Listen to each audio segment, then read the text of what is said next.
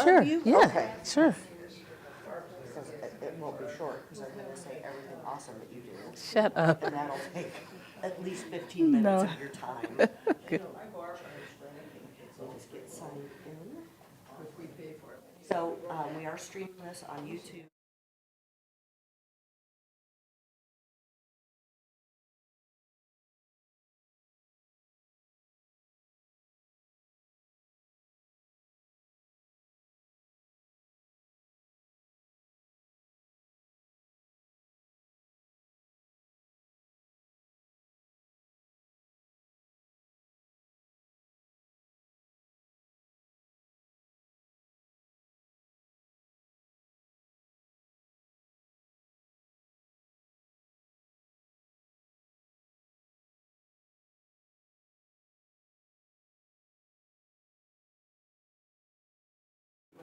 Oh, it's my water.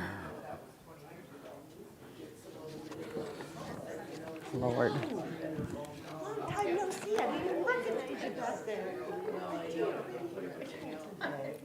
Oh, they had lots of, I got a jar of berry, purple berry, Well, and a jar of, well, I knew you said that, they had lots of it left. are you ready, David? All right. Good afternoon, everybody, and welcome to the Iowa Files here at the West Des Moines Public Library. This is a series that is put on in partnership with the West Des Moines Historical Society and the West Des Moines Library with help from the Friends Foundation and you, members and donors who help us present these interesting series of programs with people and events and history that make Iowa really fantastically amazing. So, did somebody say fantastically amazing? Just so happens I've got a lady here who fits the bill. Rachelle Long is the executive director of Taste of the Junction. Now, it's been interesting because people have said, oh, that must have something to do with food and food only. It is so much more. When we say taste, we are talking about the flavor of Valley Junction, the people that come together and make this amazing community. She is passionate about sharing their stories and recording their history. She is also an advocate for women in the criminal justice system, facilitating reentry and mentoring programs. And if that's not enough, in her spare time, she is a fabulous baker. So if you need cookies for any event, Shelly Sugar Shack is awesome. So, yeah. I noticed she didn't bring any cookies here today, but that's okay. We will forgive her. So we're going to learn more about Valley Junction. The West Des Moines used to be Valley Junction until 1938. So Rachelle has really made an effort to record stories, especially of those populations that we, frankly, don't have enough information about in our history books. So thank you for coming. Thank you. Thank you, Gail, for that wonderful introduction. And thank you all for being here. I want to say thank you to the West Des Moines Historical Society and the Public Library here for inviting me here today. Let me just tell you a little bit about myself. Gail mentioned I am the founder and executive director of Taste of the Junction. I'm the daughter of Barbara and Johnny Long, Jr. I'm a Valley girl. I'm a proud product of the West Des Moines Community Schools. I graduated from Valley High School. I have 4 adult children, and I have 9 grandchildren. And most of my kids, they do live here. I have one daughter that lives in Davenport, Iowa. So just about Taste of the Junction. So if you've heard what I'm saying already, just bear with me. And if this is your first time hearing it, then here we go. How did it come to be? I remembered, like when I was growing up, what life used to be like. You know, just growing up, not in the junction, but just growing up, and how we as a people came together and just created community. And I was thinking, this was back in 2013, I was thinking about, I was feeling like there was a loss of community. I was feeling like we weren't the neighbors that we kind of used to be, because I remember when we were growing up, we were just a very tight-knit community of all kind of backgrounds. So I thought, I'm going to get a hold of some of the old residents that used to live here, because a lot of them don't live here anymore, and see if they'll just come back for a neighborhood reunion. So my thought was, we're just going to have this one neighborhood reunion. We're going to wrap it around food and some music, because that's universal. Because I was like, how am I going to get all these people together? How am I going to get people to come back to the Junction? How am I going to get people that live here to come into the Junction and celebrate? And I thought, something universal, it's food and music. So I invited over 4 or 5 people from the neighborhood. It was Vincent Valdez, longtime resident, Reich Plekas, he went to Valley High School as well, a friend of mine. Dino Rodish, he was a past mayor. One of my nephews, Larry McLaughlin, and I may be missing a couple, but I invited him over one Saturday morning, and I was telling him about my ideal and what I thought about the community and how I wanted to bring us back together. And Reich, he got on the phone, and he called. At the time, the mayor was Steve Gare. So Reich called, hey, Mayor, we're over here at Rachelle's house, and she's got this bright idea about doing a neighborhood reunion, and she's wanting if you'll support it. And Steve said, well, tell Rachelle if she incorporates it, I'll support it. I was just thinking about a neighborhood reunion. I'm like, incorporate? I'm like, I don't know anything like about that. So Reich did all the footwork. He went to the State House and filed all the papers, and he came back a week later and says, we're incorporated. And he picked up the phone. He called Steve Gare. He said, Steve, we incorporated. It's called Taste of the Junction. And Steve wrote the first check. So when we opened up our account at the Viridian Credit Union, it was with the mayor's check. So, and he has been a staunch supporter of it ever since. So what is Taste of the Junction? It's about people. It's about the culture. It's about community. It's about you. It's about me. It's about humanity. It's about everybody. It's about caring. It's about sharing. And I can't tell it all. So, you know, the Taste of the Junction, I named it that for a variety of reasons. But one of the reasons was that a lot of the history has already been deceased. A lot of the history, the first, second generation people have already deceased, and we didn't get their stories. You know, a lot of the stories that we were told growing up, they just lived inside of our living rooms, right? But we didn't like really record the stories. So we can only give you a taste of the Junction because a lot of it is already under the ground. So what I have gathered is what people have remembered and what people have shared.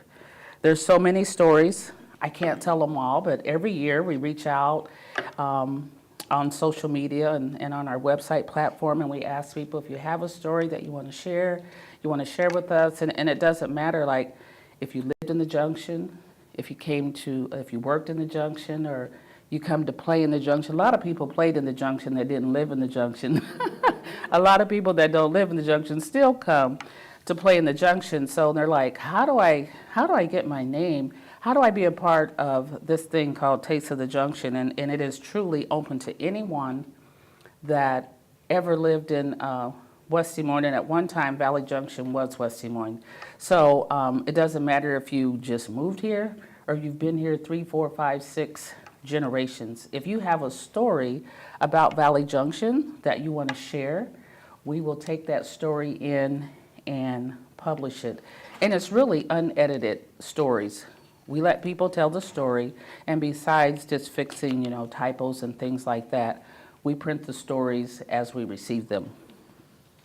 And so since 2013, I set out on a mission to just kind of like go through the neighborhood, asking people, share their stories, give us some pictures so we can get a glimpse of what the Junction was and is, and share it with other people. Because one thing I remember about the Junction was that we did things together. Our parents it wasn't by happenstance. Our parents, they worked together. On the weekends, they played together. The neighborhood down there it was like a union neighborhood because our dads were skilled workers. They were carpenters, they were plumbers, they were electricians, they were drywallers. And I just remember on the weekends how whatever was broke in the neighborhood, the dads of the neighborhood would fix it. And so you became the unofficial foreman if in your regular job, if you were a bricklayer, well, on the weekend, you turned into the foreman. And then you taught everyone else how to fix the fence, fix the ceiling, fix the plumbing. So whoever was skilled in that area turned into the foreman. And I just remember we had a lot of trade and barter that went on through our neighborhood. Very little money exchange. My grandfather, his name was Alonzo Page, but in the neighborhood he was called Daddy Blue Jay. And he had, I guess what you would call a little juke joint on the back side of the house, and he used to sell barbecue. And so, you know, he might barbecue up a few slabs of ribs, and he'd tell me, take these slab of ribs and go over there to Miss Meza. And I'd go over there and give her the ribs, and Miss Meza would give me a couple dozen tacos, and we'd bring it back on at home, and there was little to exchange. A lot of the people in the neighborhood, a lot of the girls, you might have like 4 or 5 years in your ears now, like I do, holes, but the first ones, for a lot of people in the neighborhood, it was Miss Argumento. She lived on 11th Street, and she pierced a lot of the girls in our neighborhood our first ears, and we rarely ran through the neighborhood on the weekend with money. So I was telling people that one of the things I think is missing in our community is stuff like that.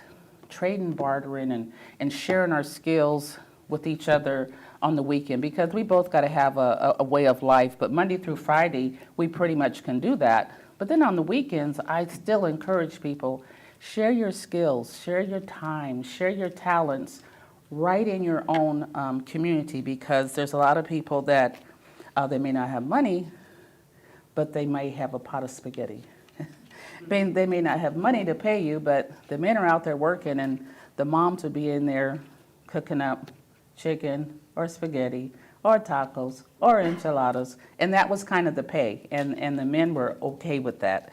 But as a result, our fences were fixed, the leaks stopped leaking and things like that. So those were my fond memories of being in the Junction, and I kind of wanted to create that feeling. And so I called some of the people and I said, I'm not asking you to come back and live here, but I'm asking you once a year, Labor Day weekend in fact, just come back and put your toe in the Junction and bring back that spirit. But more importantly, what I asked people to do was take the spirit of the Junction back to the neighborhoods and communities that you live in, so that you can show people and share with people how we grew up.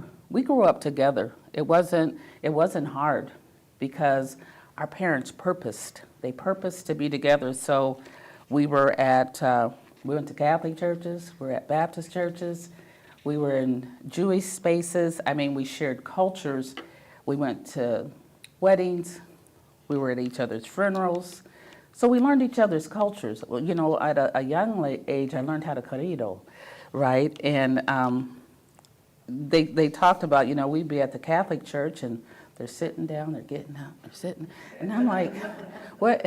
My girlfriend was like, just sit there, you'll be good. And I'm like, okay, because I didn't want to be disrespectful. But then when she would come to my Baptist church, we're up and we're at it. And I'm like, you can get up, you can clap. But we learned each other's cultures. We weren't trying to change each other at all. But we were just sharing how, you know, what our cultures were. And it was a nice blend. And it was because our parents purposed it for it to be that way. And so what I've been saying to my generation and beyond, purpose to be together. It doesn't just happen. So when you see our 3 of our tenants, and I'm not keeping up with the slide, I try to do these things, but I don't. How do we do this? 3 of the things we do it on community building, curation and preservation, and cultural education.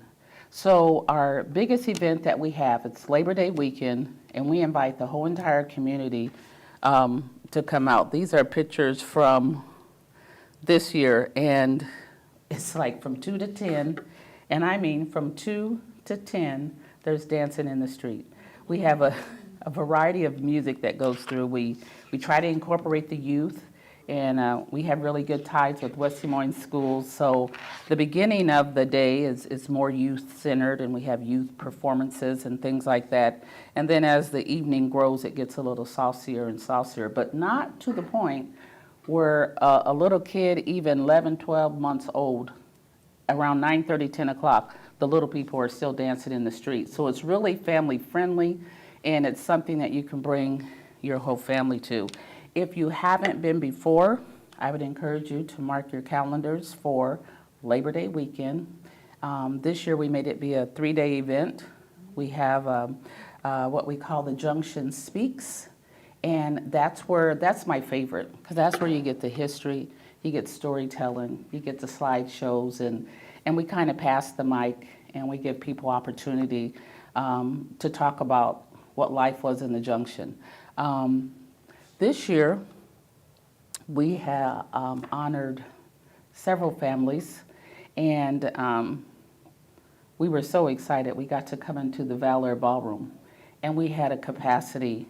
It was a capacity crowd. I was kind of nervous. I don't know if we should go to the Valor. Don't know if we could fill that up, but the new owners are very gracious, and they've come into the community, and they try to be community-minded, so much so that they did allow us to come in we kicked it off this year, it was on Thursday at the Valor, the history, the storytelling, the slideshows, and we don't promote it, but we offer a very ethnic, cultural buffet. And it's kind of like a taste of all the things, not all the things, but some of the things that, the food that we used to eat in our neighborhoods. So mark that on your calendar. Our mission and vision, did you put that up? Will you put that up for us? What is it? A vibrant community which celebrates the people, the culture, and the cuisines of Valley Junction. This is what I've been talking about. And our mission is just to create this space where the community can come together so we can share, where we can preserve, and celebrate this ever-changing, culturally rich history of Valley Junction. And like I said, it doesn't matter if you just moved here or you've been here for generations. We want to create a space where when you come into it, you feel like you belong.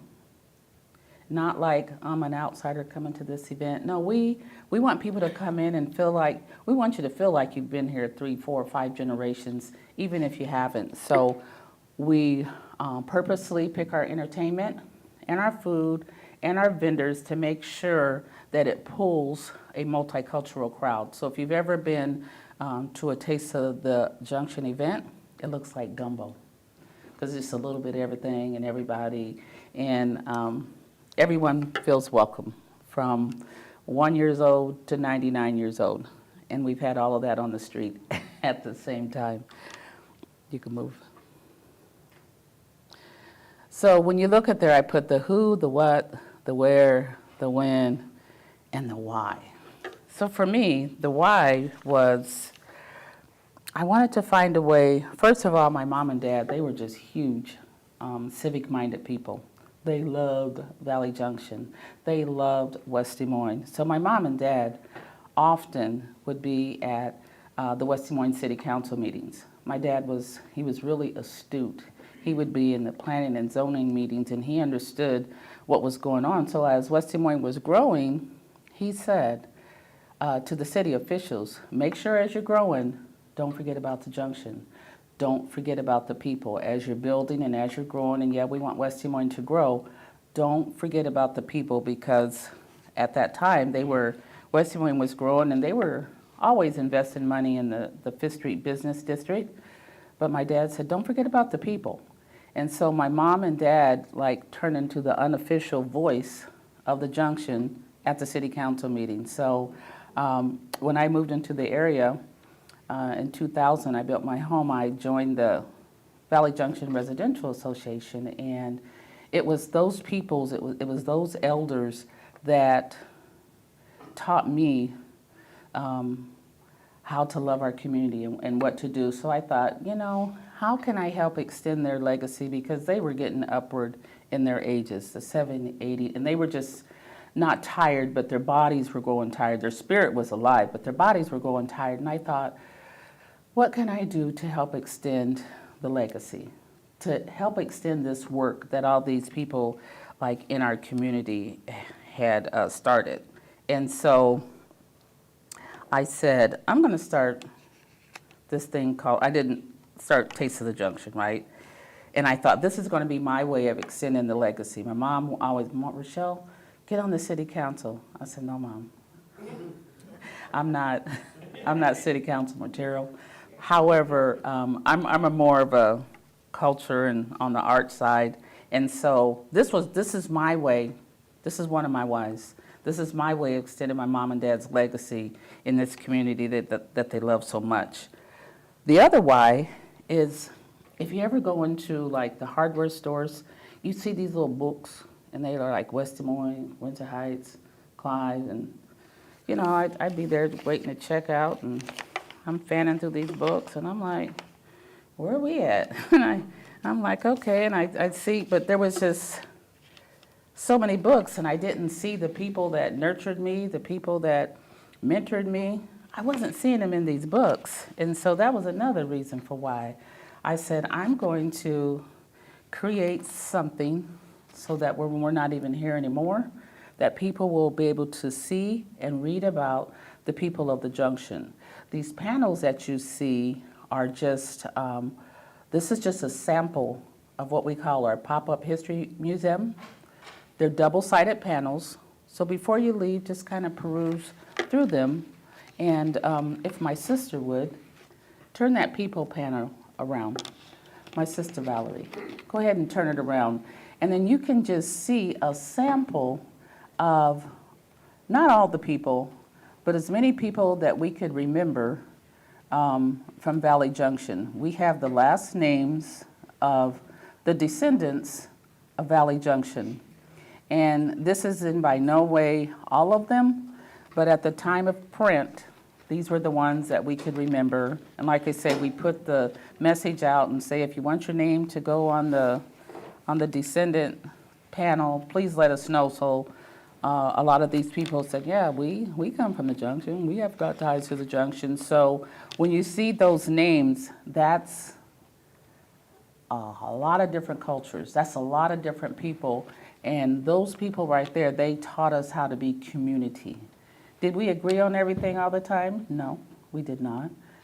But they taught us how to love and respect each other despite our differences, right? And so a lot of things that I'm doing, I owe to a lot of those people on that panel. Another why is why I did it is because my mom and dad, they've been featured many times in print, in the news and in the media and things like that. But I knew there's a whole host of other people in our neighborhood that nurtured us, that mentored us, that taught us, and I wanted to share with the people, the heroes and the sheroes of the Junction that shaped us and kind of made us who the people we were, and it was more than my mom and dad.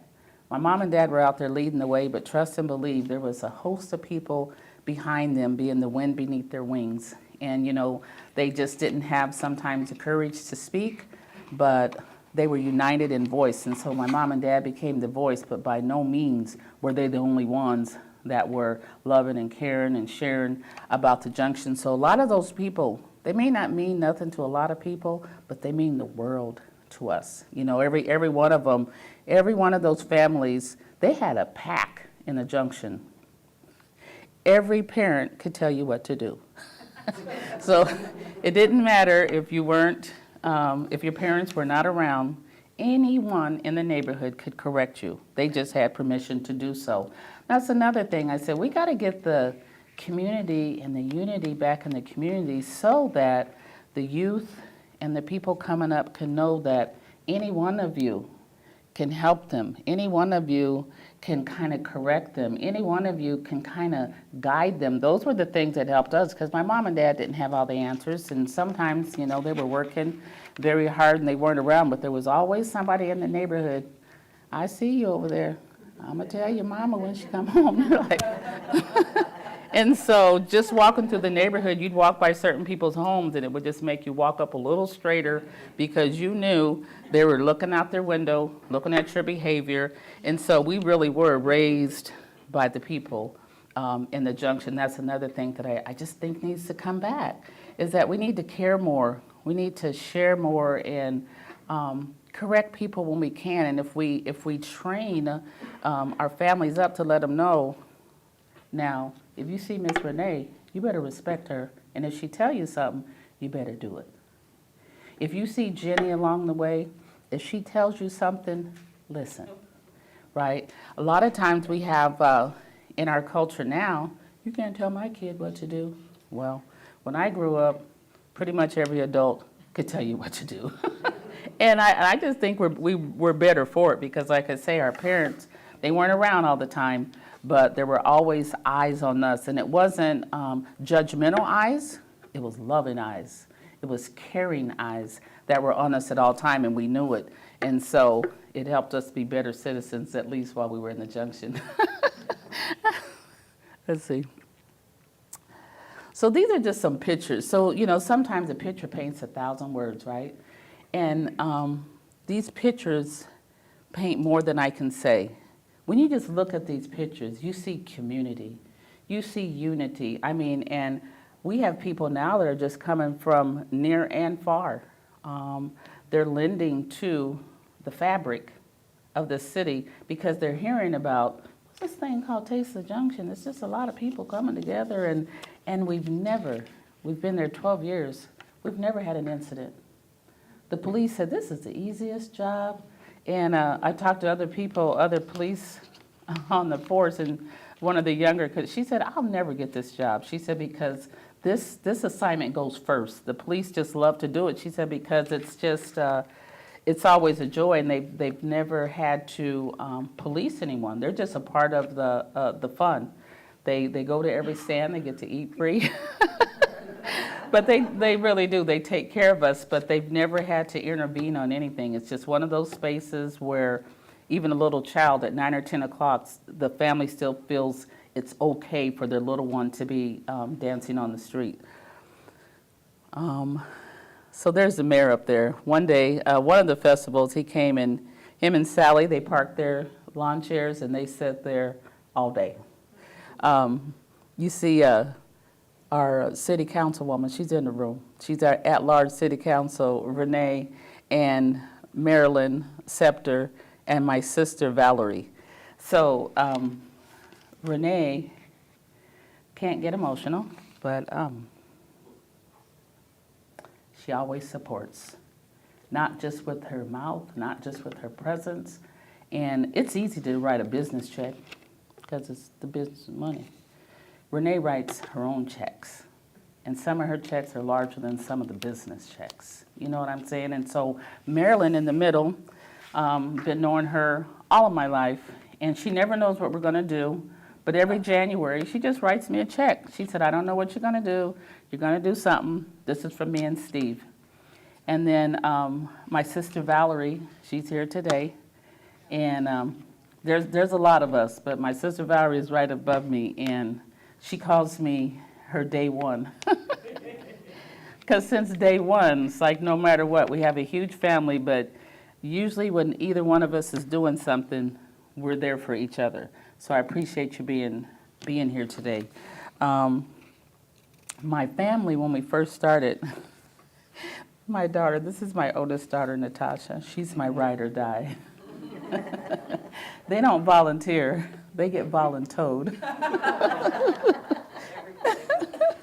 And when we first started, you know, Steve Garrett told me, he said, Rachelle, he said, when you start this thing, he said, you're going to have to show yourself. He said, there's a lot of people that know you as a person, but there's not a lot of people that know you as a businesswoman. He said, so before people tie their businesses and their names to your to your brand, you're going to have to show them. And so for those few years when we were trying to show them, it was just grassroots, organic, just people like you, just writing checks and making things happen before we got to the space where we finally showed them and we get the, the civic support. We have great support from the city of West Des Moines. Prairie Meadows backs us. Polk County Board of Supervisors, they back us. But in the beginning, it was just people. It was just people writing checks, making it happen. So, and I won't forget that. I will not forget. And I told them, I said, we're either going to have we started out with the Walmart approach, a little 5, 10, 15, 20. And I said, we're going to get up to the Von Mar. We're up to the Von Mar now. So we don't have a lot of smaller checks, but we have some great donations coming from the community. I have to say, West Bank supported us when they didn't even know for sure what we were doing. From the beginning, West Bank has been a consistent sponsor of Taste of the Junction. Our pop-up museum is, we started with 3 panels, the people, the culture, the cuisine. We were so proud of those 6 little panels. Well, because of the West Des Moines Community Foundation, we now have 38 panels. We're in our 4th edition. And it's from the generous support of the West Des Moines Community Foundation, gives us the resources and funds every year to do this. When you look at all of this, you see Julia Rowland there. And this is my great niece. She is the daughter of my oldest brother, Jerry Page. He was an educator here in the West Des Moines schools. And this is his granddaughter. So between my great niece, Julia, and my niece, Dr. Nissa Rowland, they have really been the wheel in the middle of the wheel. When I told my niece, Dr. Rowland, I said, Nissa, this is what I'm doing. She's like, Aunt Rachelle, what are you doing? I said, I'm doing this thing called the Taste, and I'm talking to Mal a minute, and I'm telling her all about it. And she said, yeah, that sounds good. And I said, we're going to get these stories. And she said, oh, yeah, this sounds great. She said, who's going to do all this? I thought, well, maybe you. You're an educator. Your dad's an educator. And, she's a story. And so the stories that you will see and that you've ever seen, my niece, Anissa, is the one. She gathers everybody's. People write on paper. People give us stories in all kind of different ways. And she gathers it all and she creates a story. Because usually when we make these stories, we have to talk about 3 or 4 different people in a family to get the whole story, because nobody remembers everything, after a while. But when you get them together, they're like, oh yeah. But usually it's 3 or 4 people in a family that help us create the story. And she gets them, some on paper, some people email, some people call her, but she just does a fabulous job of creating what we have. So maybe it was, we started this in 2013, so around 2017, I asked Julia, I said, Julia, create me something, because she's a fabulous artist. She just graduated from SCAD this summer in Savannah, but she was in high school. And I said, Julia, create me something that represents the people, the culture, and the cuisines, because by now we have been doing this 3 or 4 years. And so, let me see here. This is the first drawing that she did. And she created this. It's the people, the culture. This was in her mind what she came up with. And as you can see, when you look around the room, everything else has been an inspiration of this first piece of art. This sits in my office, and it's on everything. And so Julia, she took the vision that I had, and she brought it to life. It's on that pop-up thing right there, right? Yes. And so one year, it was so fun. One year we made a collage, and we just kind of outlined it. I think it was 2019. And we took it to the festival, and everyone at the festival that wanted to could come up and paint a piece of this collage. So at our gallery, we have this collage that was painted by the community of them recreating this piece. We are located, let me just say, we do have a gallery space. It's just been just a little over a year. In 2013, last year, 2023, we finally got brick and mortar space.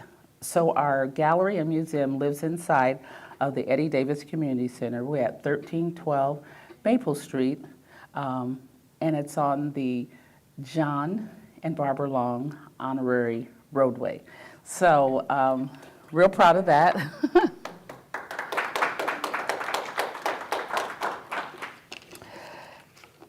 And so the gallery is open like pretty much on the weekends, Thursday, Friday, Saturday, or you can come by appointment if you like.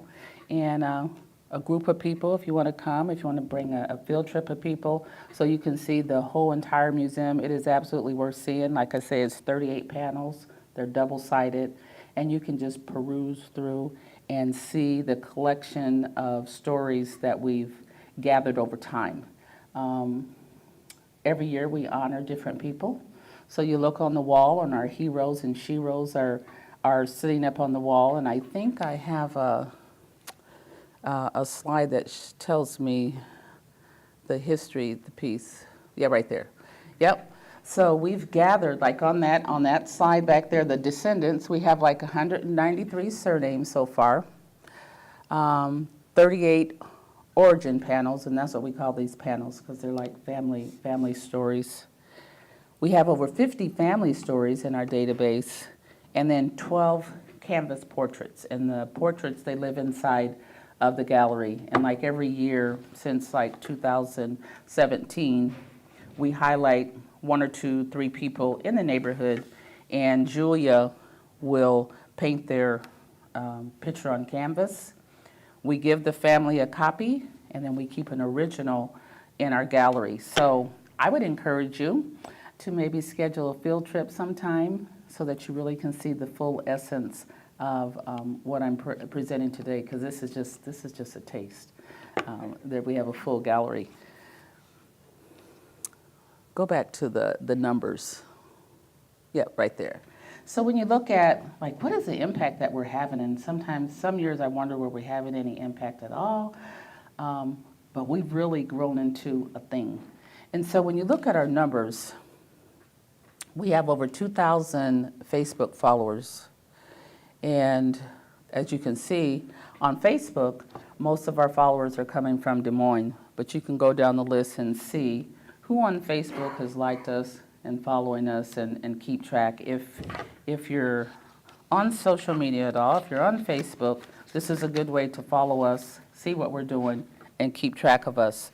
Now, as far as the festival goes, the audience by states, these are the people, they're not just passing through, they're actually booking flights and coming in for the festival. And they're coming from Arizona, California, Colorado, DC, Georgia, Illinois, Iowa, Kansas, Michigan, Minnesota, Missouri, Nebraska, and Texas. These are just the states that we know of when people come. And so we are really having an impact, because when they come, they're staying in hotels, they're shopping, and they're doing other things while they're here. But it has actually turned into something that people actually put on their calendars. They fly here, they bus here, they get on the train. I told them, I don't care how you get here, just get here if you can on Labor Day weekend. By the cities, we have people all over the metro and throughout Iowa that come in for the festival. So I think we are lending to the fabric of this community.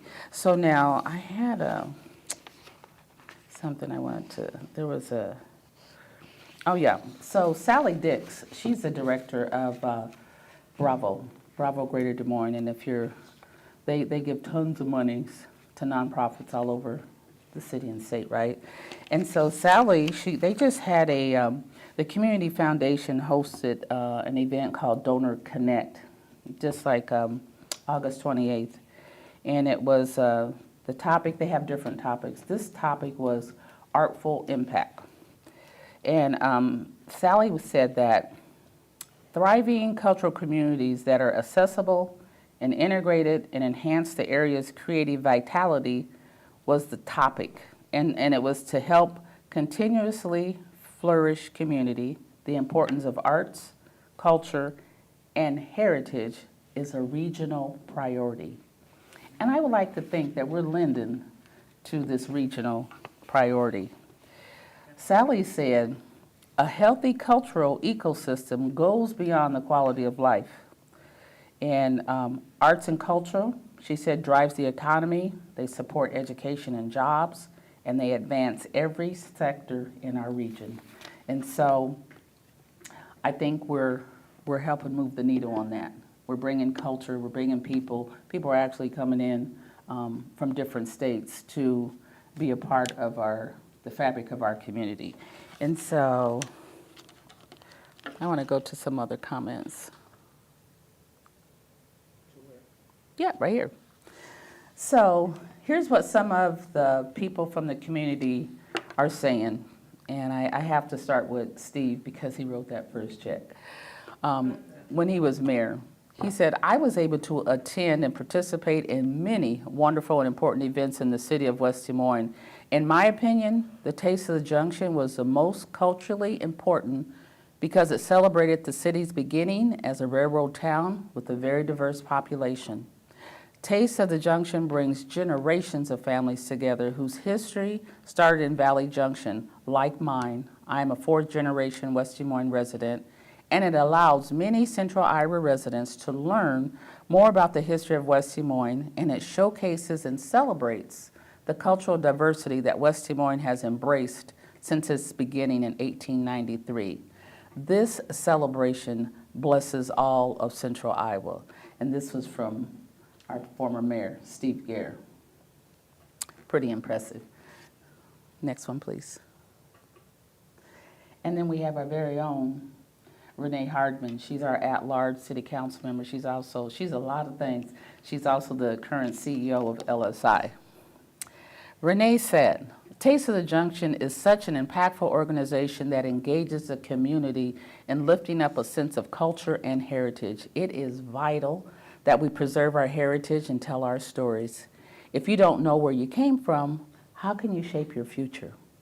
I appreciate and value that the Taste of the Junction enhances the sense of community, it keeps us all connected, and more importantly, it provides opportunity for small businesses to promote their services. Thank you, Renee, for that. From former Mayor Dino Rodish, he said, what a wonderful event. We honored their family this year. What a wonderful event for Valley Junction and the city of West Des Moines, preserving history of the families that made Valley Junction what it is today. Too much history gets lost in today's hectic world. Taste of the Junction is documenting this very important history. Many thanks to the board of directors and the many volunteers that have made this an incredible event. And there's several other quotes that I'll just put up there and you can just read. But I'm really thankful for the work that has went forth. And if we never have another panel, if I don't wake up tomorrow, I feel like I've made a mark. We've made the mark so that, and the whole point was to, when people come through the junction, when they come through looking at our history, they will find us. They will find our stories, and they can get like a taste, just a taste, because we can't tell it all, but just a taste of the junction. So in closing, I want to say, I really appreciate this honor to be here. We can't do it without support. Like I say, we have support from Prairie Meadows, the city of West Des Moines. They've been partnering with us. West Bank, Green State Credit Union, Polk County Board of Supervisors, NAACP, Valor Ballroom, and West Des Moines Community Foundation. Renee, Dr. Mary Chapman, Alonda Long, Valora James, Margaret Long, and Matt McKinney. These are some of the, what I call major donors, people that actually write their personal checks and give us an opportunity to come out and share and do things like this. So we are available to come out to community events like this. If you want to book us, if you want to come in to the gallery for a tour, we'd be open to that. And you can just do a walk-in. You can walk through the gallery, or we can guide you through the gallery, any way you want to do it. So you can just get in touch with Gail, and she can schedule that at any time, and we would love to open the doors so that you can see the full essence of the gallery. I think I've said all I wanted to say. So I really appreciate this time, and I do just want to leave a little space if anyone has any questions. If I can answer, I'll try to do that. I've got a question from somebody online. Okay. Okay, sorry, I jumped in front of you. They really loved your story about sharing food, when all of the neighbors would get together and work on each other's projects and sharing food. Is there one story in particular that you think really needs to be told about the history and the experience of living in the Junction? Well, there's so many, and that's why you see all these panels. There's so many stories, but if there was one that I would pick, it would be the beginning.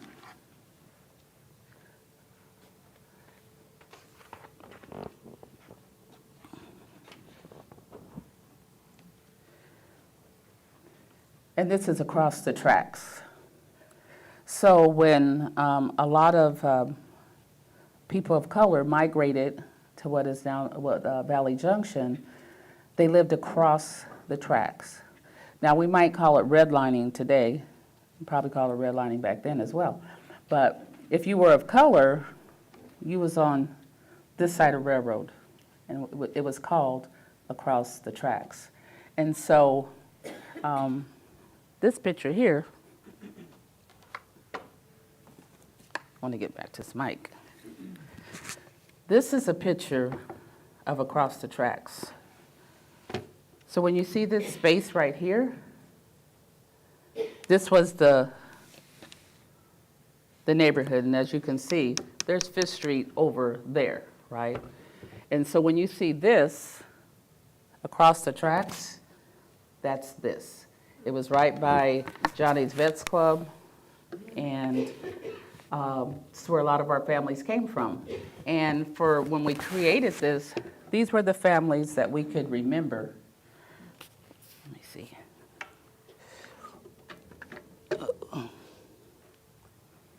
These were the families that we could remember that lived across the tracks at the Lincoln Street. That's where Meals from the Heartland is now, right?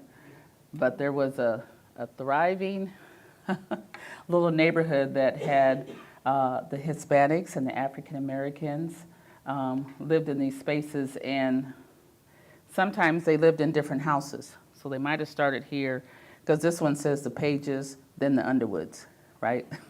So this was their little neighborhood, and the thing about it was that when people of color were allowed to come on the other side of the track, it was just the 100 block.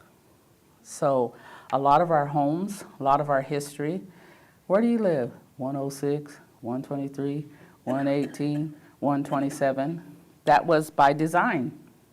Because when we came over, when our parents and grandparents came over, that's the only place they could buy or rent. And then of course, over time, they got into the 200, 300, 400 blocks, and now we're all over West Des Moines. But in the beginning, they were across the tracks, and even before the tracks, there was a place called the Hawkeye.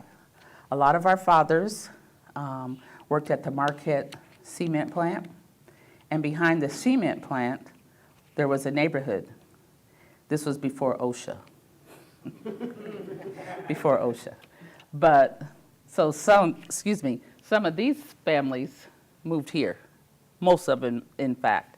And so that's why if there was any one story that I thought should stand out, I would say it would be from the beginning, and we would be talking about across the tracks. There's so, whoa, what was that? The picture. Oh my goodness. Oh my goodness. Oh my goodness. That scared me. There's so many stories that can come out. And like I said, we've been trying to capture as many as we can. Maybe you have a story about Valley Junction that doesn't yet live in our space. We would welcome any story to help us keep putting the fabric of what we call community, right? And so that's the answer to that question. It would be across the tracks.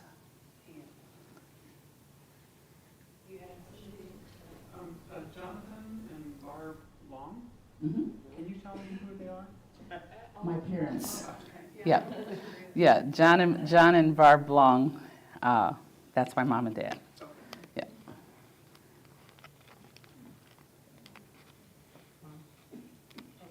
The stories that people have, how have they gotten to you?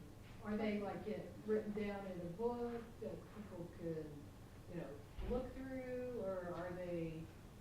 So once we get these stories, every year we put out what we call a commemorative booklet.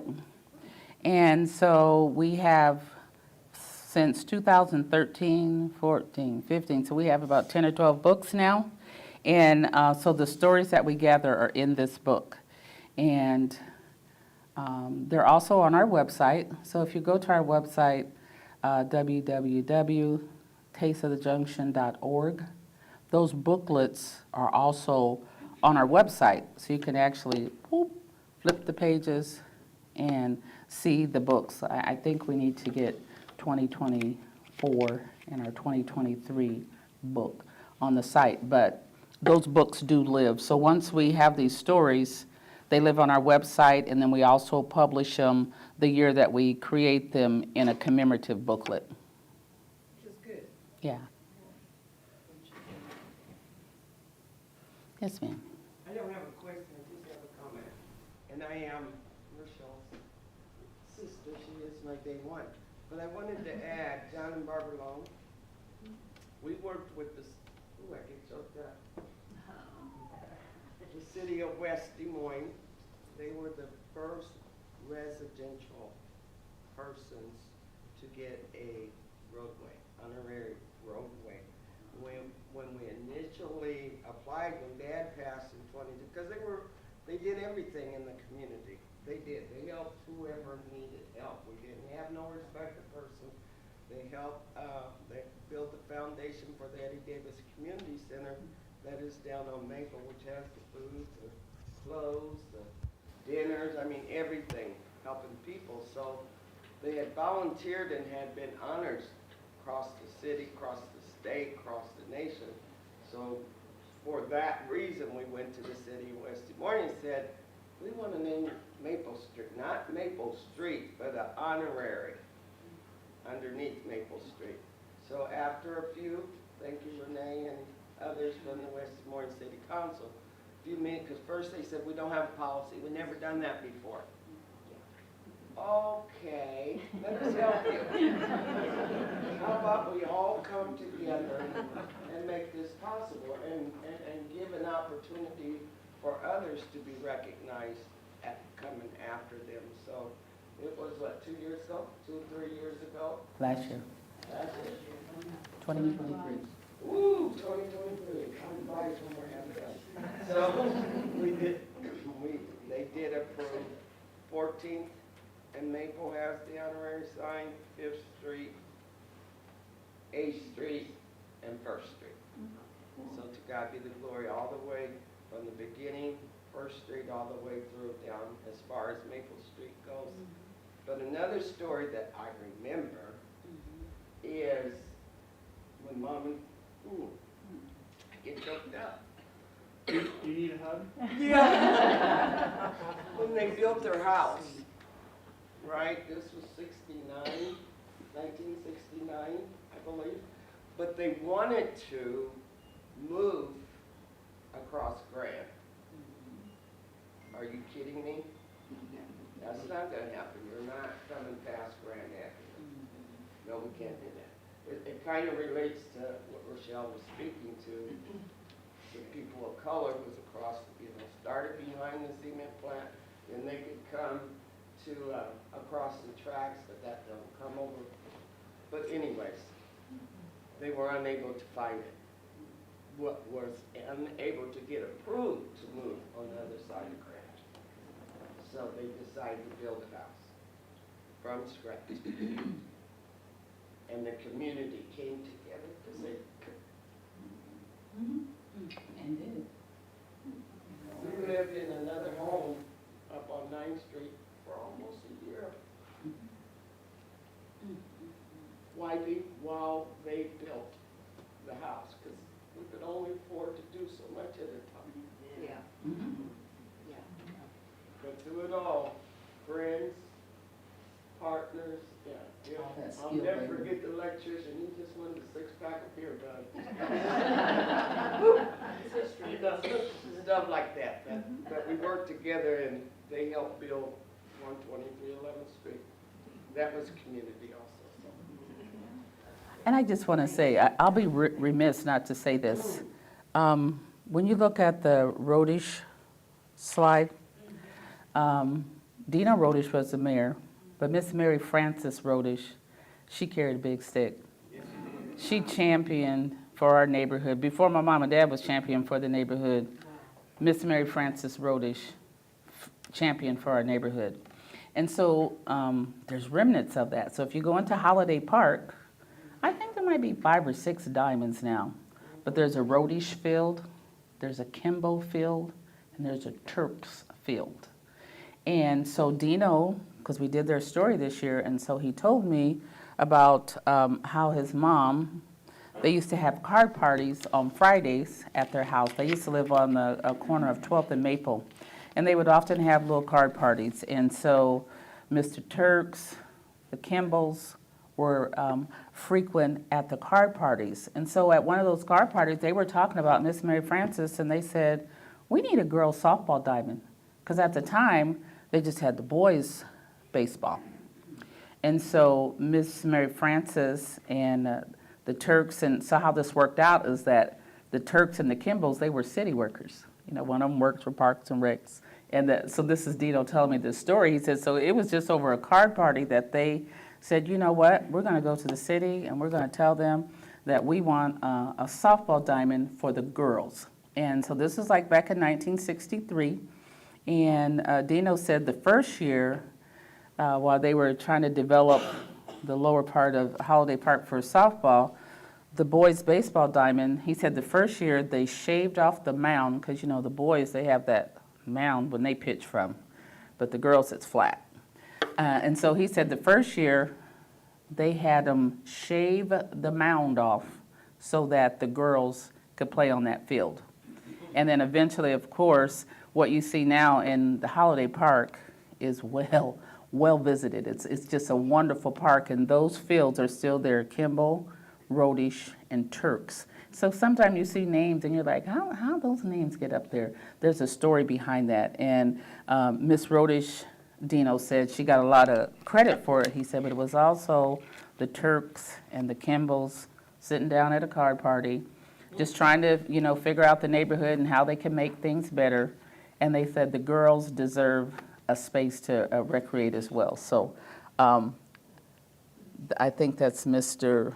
Kimball. I'm not sure if it's Kimball or Turks, but up there in the upper level, she's so proud because those are her granddaughters that were on Miss Mary Frances with her granddaughters at the Holiday Park. So that's an important piece of Valley Junction as well. Any other questions? Yes. When was he a mayor, Dino? Like during the floods of '93. So Dina was a mayor. Because I remember the name. Yeah. Looks like it was April 1993. Yeah, I know he was during the floods of '93. I'll never forget him coming through the neighborhood with the bullhorn telling everybody, I know we've had floods before, but this one you need to evacuate. because we've lived through floods in the junction, and oftentimes it would just flood, but people didn't leave. But he actually came through the neighborhood on a fire truck telling us all to evacuate, and had he not, lives would have been lost. Because the junction, everybody remembers the floods in '93, it was saturated. And the action of the city saved a lot of lives, and a lot of people listened, and most of the people, we evacuated the junction. So, yep.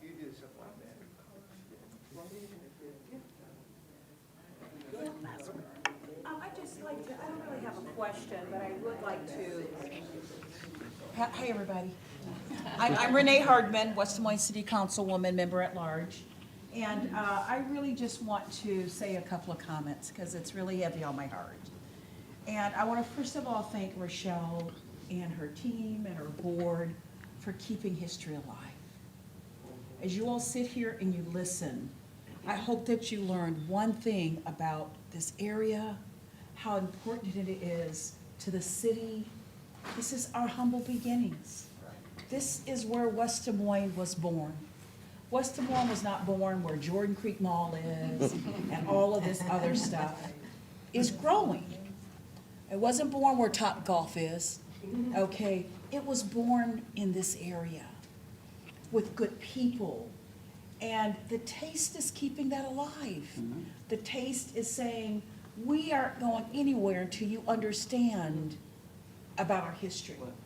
And when I ran for office, I went and I sat next to Miss Barbara Long, who I idolized. There were 4 or 5 African-American women that were everything that anybody ever wanted to be.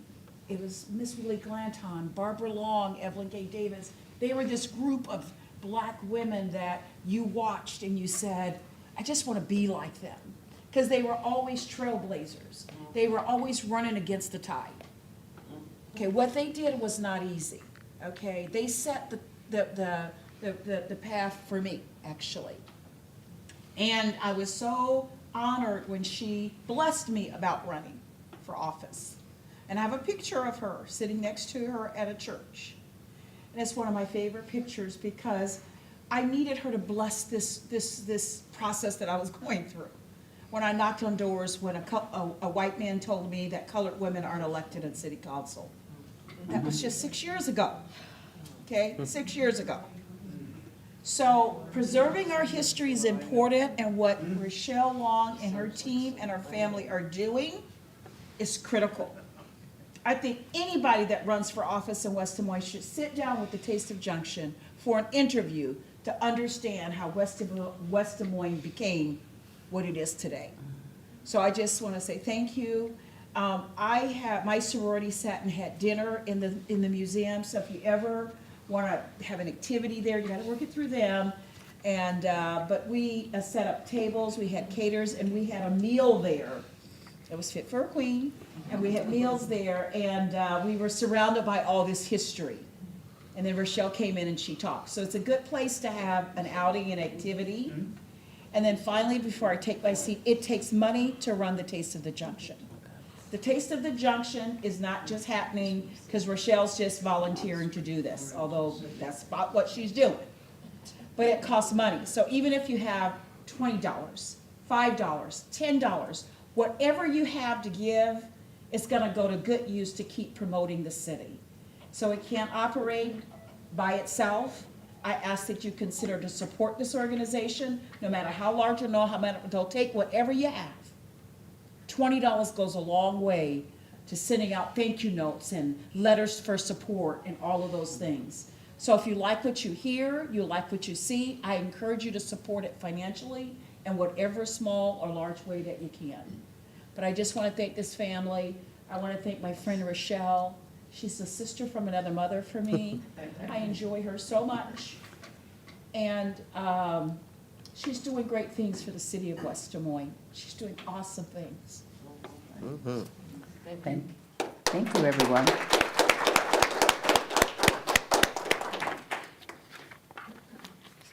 I'm going to bring Gail back up here. Thank you. Thank you. This has been wonderful. I think we focus so much on James Jordan's history. it's just one layer in so much. So I want to thank you for your time. Thank you all for coming, and definitely any nonprofit, it takes funding to support it. So thank you, Renee, for saying that and acknowledging that there's a lot of time and talent in nonprofits, and we do add a lot. All right, next Iowa Files. We're going to stay in spooky season. So Sunday, November 17th, we're going to be learning about Woodland Cemetery and the story behind this iconic landmark. It was founded in 1848, which was 3 years before the city of Des Moines was incorporated. Those newbies. And it is one of the very first city parks. So this is a time when, during the Victorian era, cemeteries were a place where families would go. It would take all day to get there, so you're going to bring a picnic and you're going to hang out and talk to your relatives who were there. So there'll be a lot more about that. So that is here at the West Des Moines Library on Sunday, November 17th. Thanks to the library, the Friends Foundation, and all the support we get. And go visit Taste of the Junctions Museum. It is awesome. Thank you.